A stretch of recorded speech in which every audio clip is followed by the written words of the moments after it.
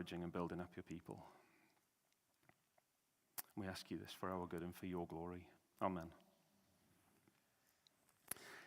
So, just in case you've not been with us, we're going in through this series through Ephesians, and last week we kind of got to the start of chapter 4, and in case you missed it, I kind of wanted to get across the idea that the first 3 chapters are kind of like getting a face full of fire hydrant. It's all about like the things that God now calls us in Jesus. This is your new identity.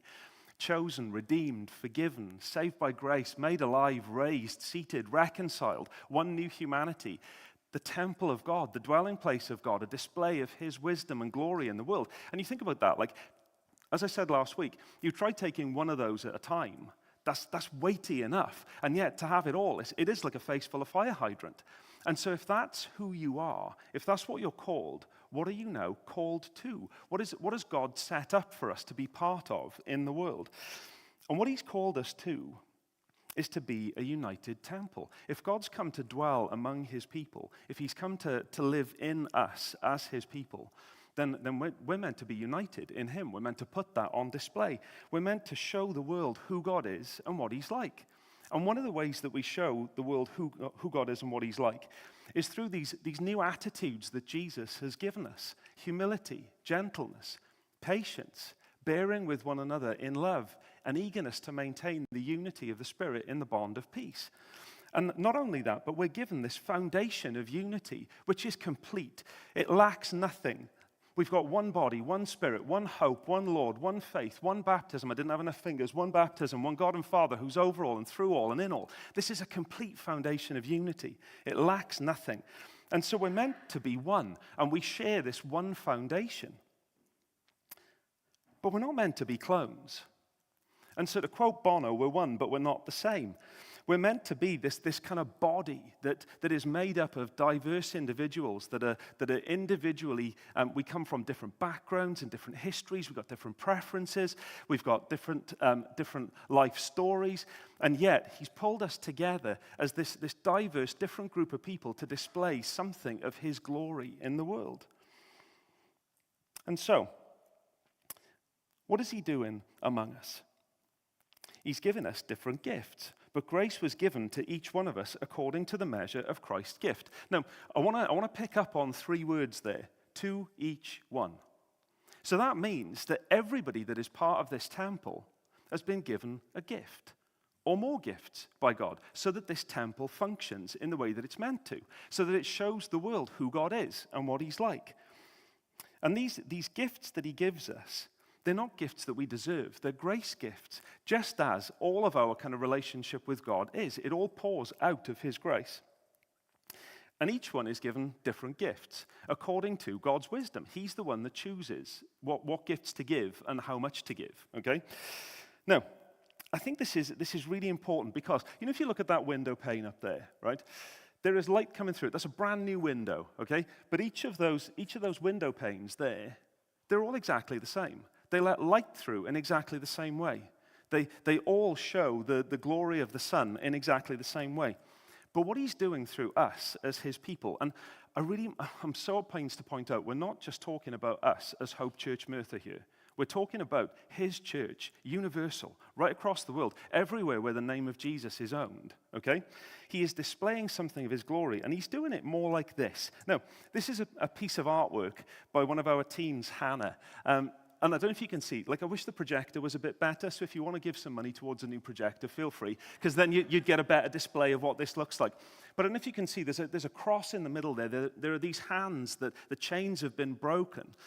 But each of those is a handcrafted, hand-cut piece of glass, individually colored in, each of which is letting the light through and letting it through in its own individual way, and yet put together to make this one glorious picture.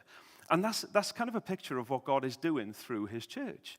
Each of us, different pieces, all fitted together to be this display of his wisdom and his glory in the world. And one way that he's displaying this glory through difference is through this different gifting. Now, where we're going this morning.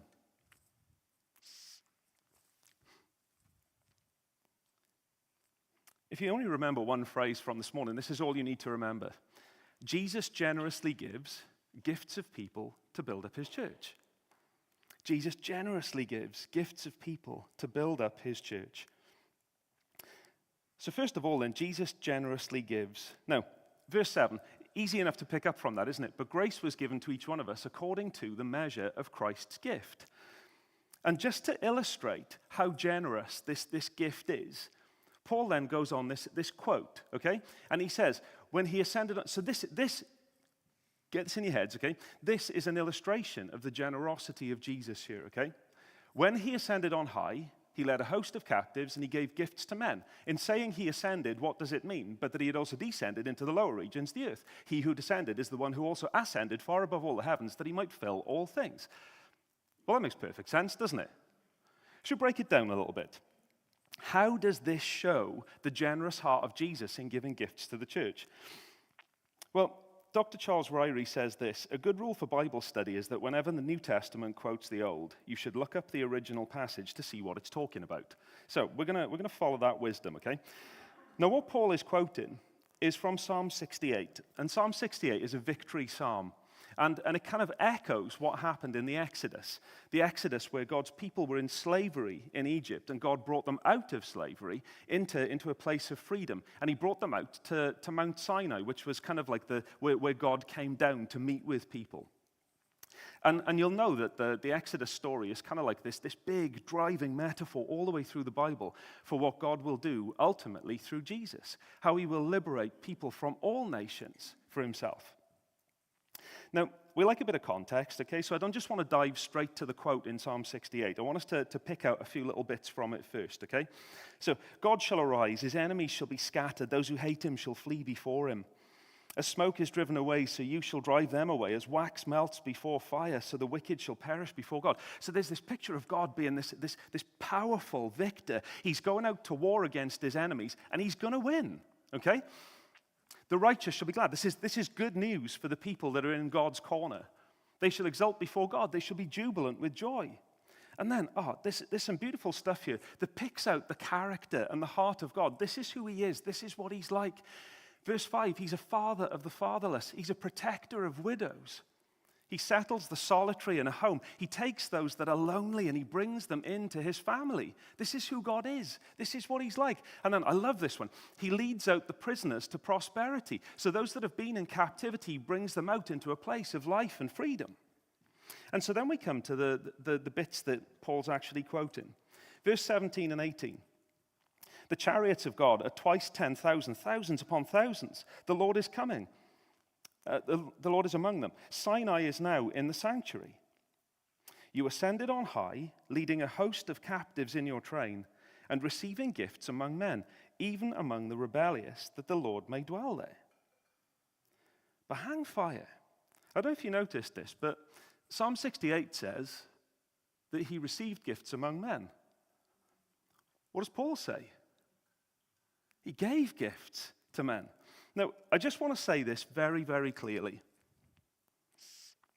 You know, if ever I stand up here on a Sunday morning and I pull out an Old Testament verse and then I change it to suit what I want to say, can you sack me, please? Because I really shouldn't do this.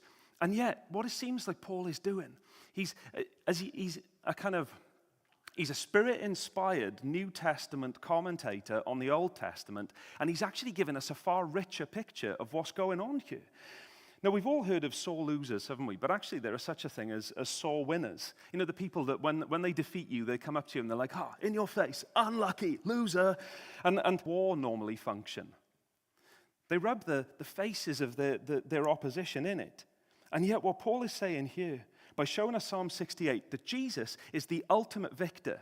Jesus has just won the war against sin, against death, against the powers. He's won reconciliation in every direction. And yet, far from rubbing the faces of his opposition in it, he's giving gifts. Do you see the generous heart of Jesus in this? Not only that, but he's leading out captives. And I guess one way to read that is that we are those prisoners who are in captivity to sin and death. And he's leading us out to freedom and life. That's what he's doing. And instead of him being the one that's being showered with gifts as he wins, what does he do? He showers gifts on those that he has freed, those that he has liberated. this conquering king is giving gifts. Like, can we see the generous heart of Jesus in this? And it doesn't stop there, because Paul really wants us to see the kind of rich love of God to bring about reconciliation. Now, I know that this phrase is a little bit kind of convoluted, isn't it? It's a little bit complicated. In saying he ascended, but what does it mean? But that he had also descended into the lower regions, the earth. He who descended is the one who also ascended far above all the heavens, that he might fill all things.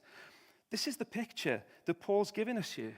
He's saying that Jesus has ascended, but before he ascended, let's think about what happened before.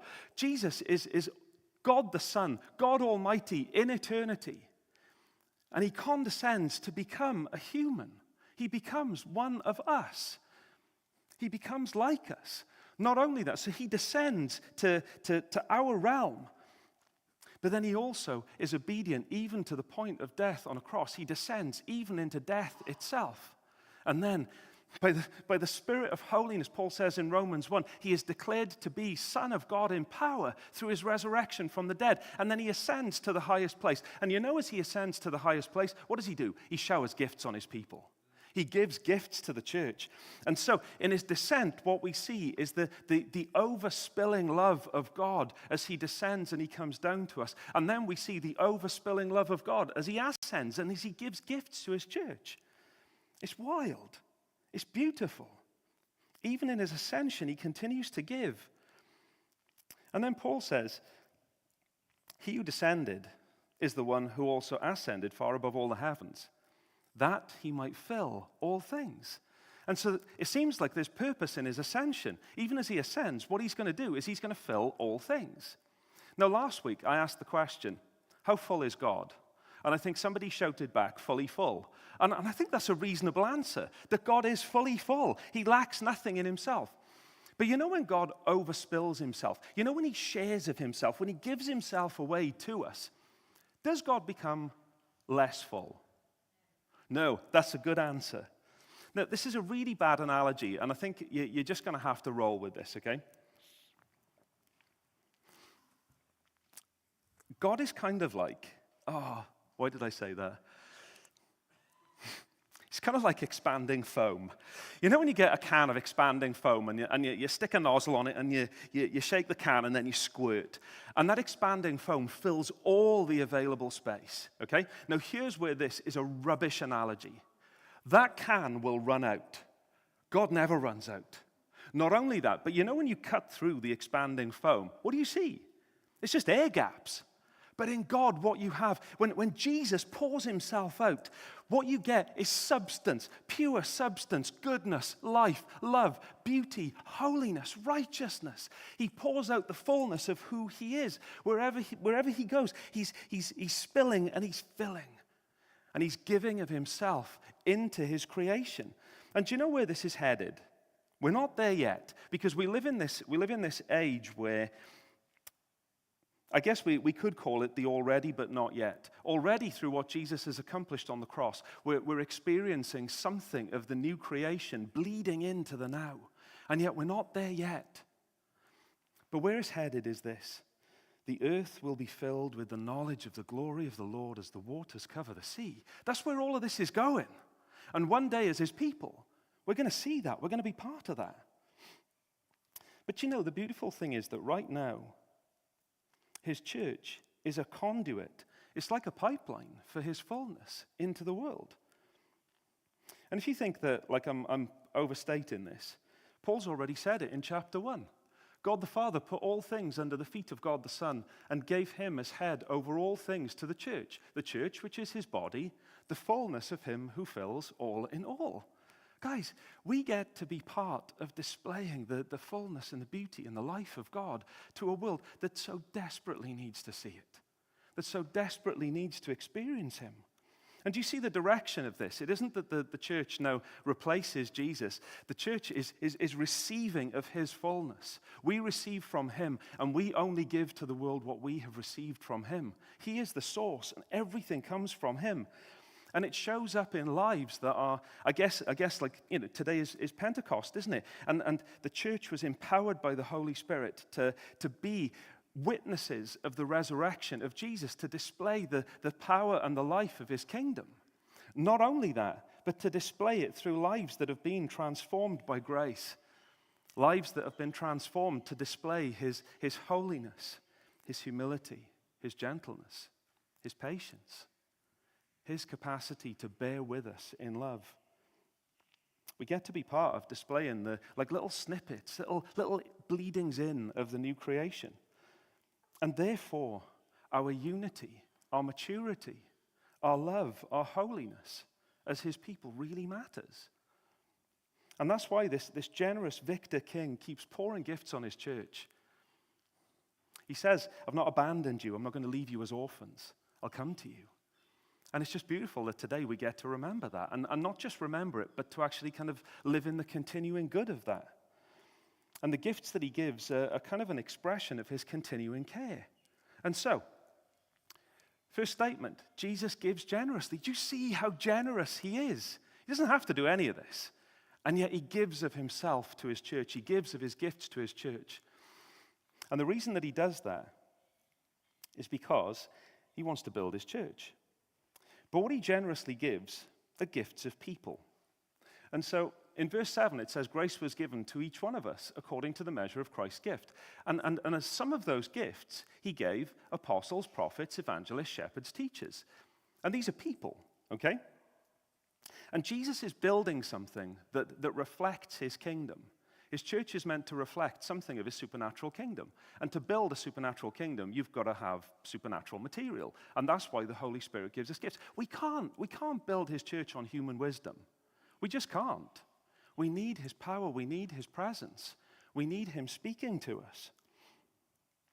Now, the interesting thing is that across the New Testament, you get a bunch of different lists of spiritual gifts that are given. And do you see that there's like some overlap? Like if you can see the ones that have got italics there, they're the ones that are kind of repeated in other lists. But then some of them are just completely different. Now, I guess the question that has to occur to us is why? Why does Paul and then, Peter with... I feel sorry for Peter, Peter's just got like two in his list. But why are they such different lists? I think it's because each different church that's being written to has got a different set of circumstances. And it's all right, you pick it up. It was better than the crows. Each different church has got a different set of circumstances. They've got different problems that...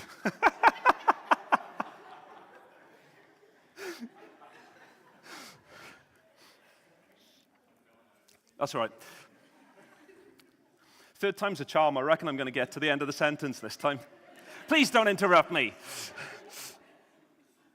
So each church has got a different set of circumstances, different things that are going on in the life of the church.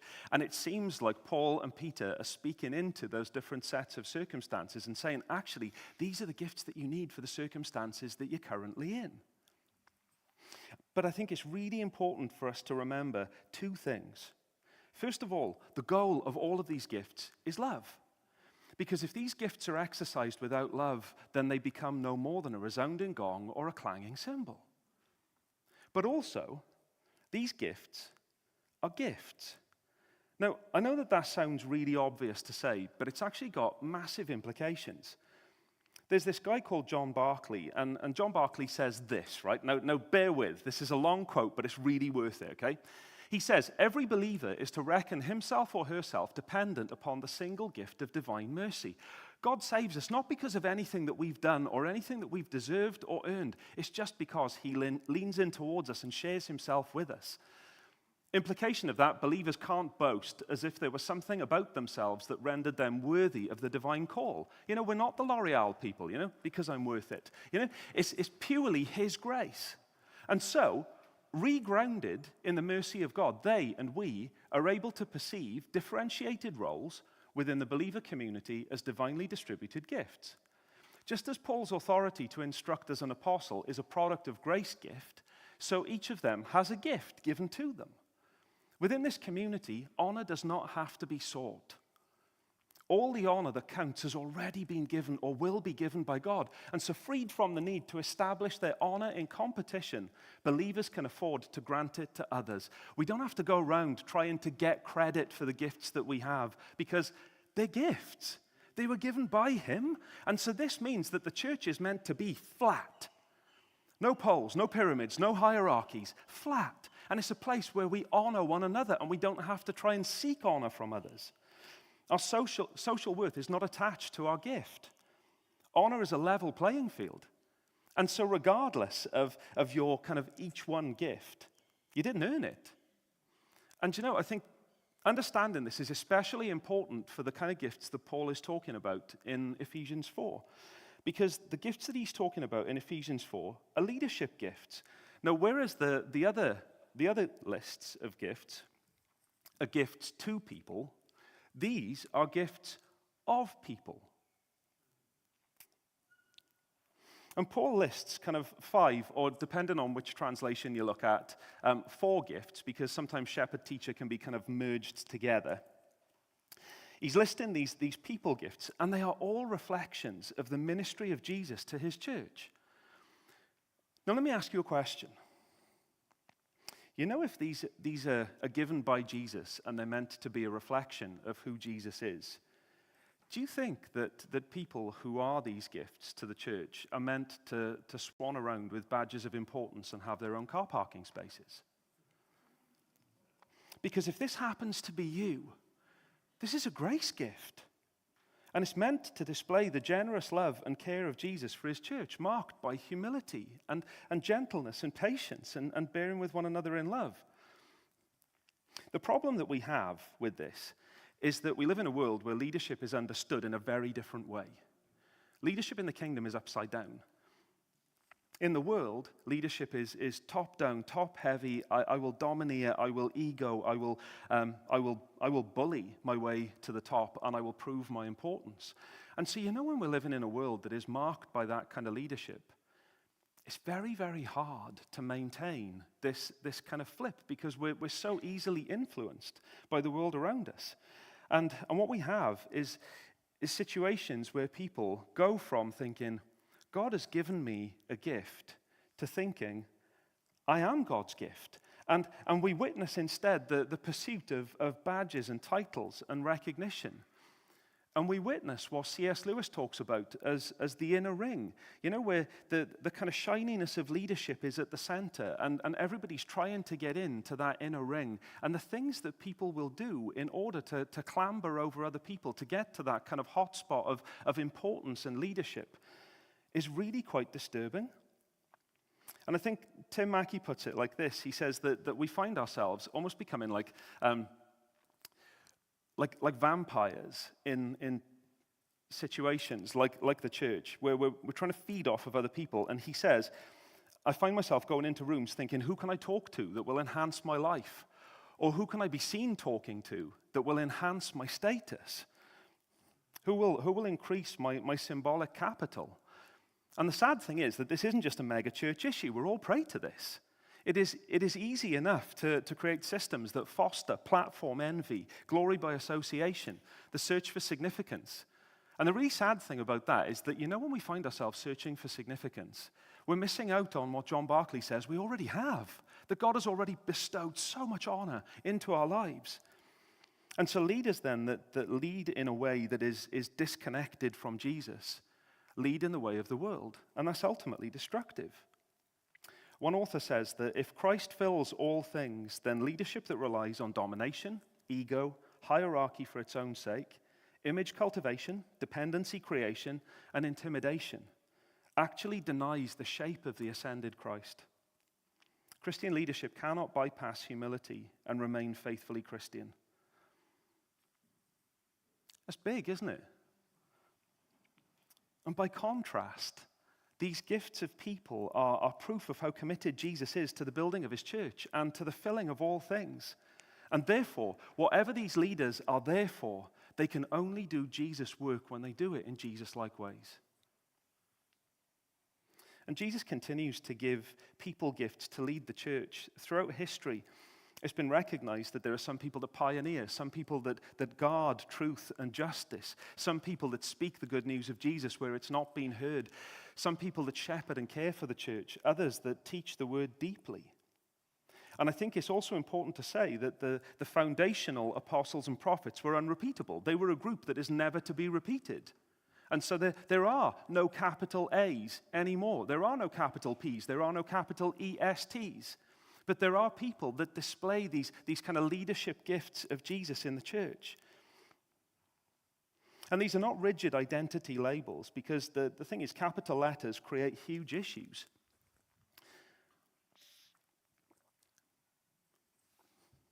Thought the phone was going to go again there. I was once in a situation where there was someone who was regarded by others and themselves as a capital P prophet. And they said things that, as I looked at the scriptures, I said, that doesn't match up. And I was told, you can't question the prophet. And the problem that I had with that is that the Apostle Paul says the things that purport to be prophecy, we need to weigh. We need to weigh carefully. And so on the one hand, the Apostle Paul's telling me that, and you're telling me I can't question the prophet. Which am I going to do? Those kind of situations lead to people wielding authority rather than being a humble servant of what God is doing. Now, not all authority structures are bad, but they must be cross-shaped.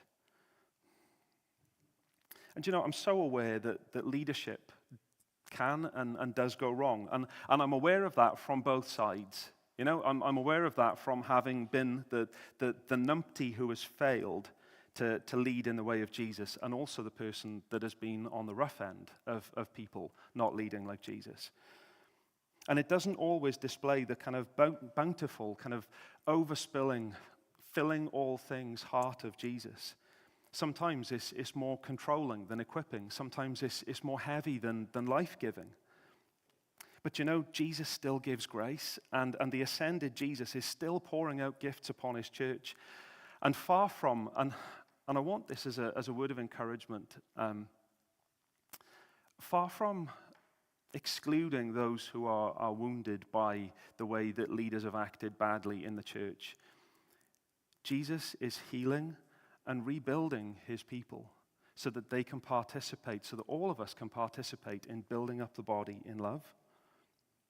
There's no one person that has all gifts. There's no one person that occupies all of these kind of, pioneering, truth-speaking, good news-giving, shepherding, teaching deeply roles. And God's done that deliberately because it means that it promotes unity and it promotes interdependence on one another and dependence on the one who gives the gift. Jesus is the true leader, the true apostle, prophet, evangelist, shepherd, teacher. He is the one that has ascended to fill. And he distributes his grace gifts across the body. And he does that to all and through all. But specifically in Ephesians, he's talking about leaders. And so Jesus generously gives gifts of people to build up his church. Now, when I got to my prep, to this point in my prep this week, I was faced with a dilemma, okay? We are now on point 3. And point 3, it became very clear to me, is a whole other sermon in itself. So I had a choice, okay? And the choice was that either we plow on with another kind of, sort of 40 minutes of, or we divide it into 2 sermons. Now, which do you think I went for? The extra 40 minutes. Right, who's in? Now see, it feels like a bonus now, doesn't it, when you know that this is just a teaser for next Sunday? In verses 12 to 16, we get this picture. This is the whole purpose of why Jesus is giving these gifts to the church. Pick out a few key words: to equip, to build up, to mature manhood, fullness, growing up in every way into him who is the head, into Christ, which makes the body grow so that it builds itself up in love. That's the whole point of this. These things are not the end in themselves. Any spiritual gift is not the end in itself. The purpose is the building up of the church. And this sits so beautifully within the big picture of Ephesians. Remember what God is doing. He's taking Jew and Gentile who were opposed to one another, who were separated from him. And through the body of Jesus on the cross, he has abolished the hostility. He has united Jew and Gentile. And that means that he can unite any hostility across any dividing wall. And so he's uniting these people. He's building them together now to make a dwelling place for God by the Spirit, of which Jesus is the cornerstone. He's the one that holds it all together. It's built on the foundation of the apostles and the prophets. But he's now given these people gifts in order to build up these people so that each one finds their place and makes their unique contribution in the body of Christ. And I guess that's what we would call discipleship. And so he's given these people in order to build up these people so that each living stone finds their fit and finds their place in this body. Because everyone has dignity, everyone has honor, because that's the honor that God has given them. And so this is what he's doing. And in real life, here's why this matters. This isn't just theoretical. The church is meant to be a witness to the power and the life of the risen Jesus. Pete Gregg this morning in his, what's it called? Lectio, thank you. In his Lectio, he said this. So today, this is the real life of this, okay? This is what a built-up and equipped church looks like. He says, so today we celebrate the birth of this 2,000-year-old, 2 billion strong, messed up, blessed up, revolutionary movement of justice and love we call the church. She is not perfect. Many grave sins have been committed. Our hearts must often grieve. But still, the Church of Jesus Christ remains the greatest agency of human blessing the world has ever known. Starting schools and hospitals, feeding the hungry, caring for the poor, inspiring the greatest art the world has ever known, healing broken families, redeeming cultures, reconciling warring tribes, establishing the foundations for scientific innovation and human flourishing, shaping entire civilizations, and above all, proclaiming today on this Pentecost Sunday the same stunning good news of salvation for the nations in every generation through Jesus Christ our Lord. That's why it matters that the church gets built up to maturity, because that's what a mature church looks like. A mature church is transformative. It is used by God to transform the fabric of culture and the fabric of communities. It really matters. And so only a mature, built-up, equipped church functions like this. There's this sculptor that, I'm no artist, but I love this guy. Thomas Leroy. He always builds these big bronze sculptures of heads that are just too huge for the bodies that they're on. And I am not saying that this is the kind of picture that Paul's painting, that if the church doesn't grow up to maturity, that Jesus kind of flops over. He doesn't, because Jesus is full, he is perfect, he needs nothing. He doesn't need us, but he wants us. And he wants us because he loves us. And he wants us to be part of what he's doing in the world. And so we don't want to be a body that's too small for the head. And again, we're not talking about just us as Hope. We're talking about the church universal here. We're talking about the whole body being built up to maturity. And the day when Jesus returns, he will have his bride. And his bride will be perfect, lacking nothing, built up fully to maturity. And don't we want to be a part of that? And this isn't about guilt tripping. This isn't about, guys, we've got to do this because otherwise Jesus is going to be upset with us. No, we get to be a part of this. We get to be a part of what this mature, flourishing church looks like in the world that is transformative to the fabric of our culture. And let's face it, these days, we don't see an awful lot of joy in the fabric of our culture. And yet, what do we have? We have good news of great joy. We have good news of great joy to share with the world. And when the church is mature, the church functions in the way that it was designed to, and it displays the love of God, and the fullness of Jesus pours out of it into the world. We want to play our part, and that's why our unity here is vital, so that we play our part in the maturing of the whole body. We need the impulse of those people who are gifted to drive us kind of onwards and outwards. We need those people who will speak the heart of God to us, the truth of God to us. We need those people who effortlessly are gifted to speak the good news to those that don't know Jesus. We need those people who will care for and who will love. We need those people who will teach the word deeply. And we need those who will equip each one of those living stones so that each one finds their place and makes their contribution in the body. We need a whole functioning body. And if you sat there this morning thinking, well, I don't really feel like I'm one of those kind of 5 people, doesn't really matter. Next week we'll talk more about what the kind of the broad spectrum of the ways that the Spirit has gifted the church. And do you know what? There is a dignified contribution, and there is a dignified, unique place for everyone in this body. There is a place for each one that God has specifically designed. And I love what Darrell Bock says. He says, the ministry was not designed for some and not for others, nor is it done only by those who teach. All participate in this edification, this building up ministry. And all the leaders are there for is to get alongside, to help each one find their place and make their contribution. That's it. And as they do so the generous heart of Jesus, the character of this gift-giving King, fills his church and flows through it to the places where it's needed. And that means that we all get to be a part of the overspilling of God's fullness into creation. We get to participate in that day that we're looking forward to. But more on that next week. And just as we finish, I want to say that, using our gifts for the building up of the body, it is not simply about filling slots on a rota. By all means, if you feel down to do Kids Club, then you go see Alice. And if you want to join Martin's ever-expanding welcome team, then you go see him. But it's not just about filling slots on a rota. Service matters. And sometimes the most Christ-like thing that we can do is not to exercise our especially clearly defined gift, but it's simply to display the foot-washing love of Jesus, the Jesus that lives in us by his Spirit. And beyond all of that, the question is, how do you and I get to participate in Jesus filling all things? How do we take our place in the overflowing life of the risen and ascended Jesus as he pours his fullness into the world?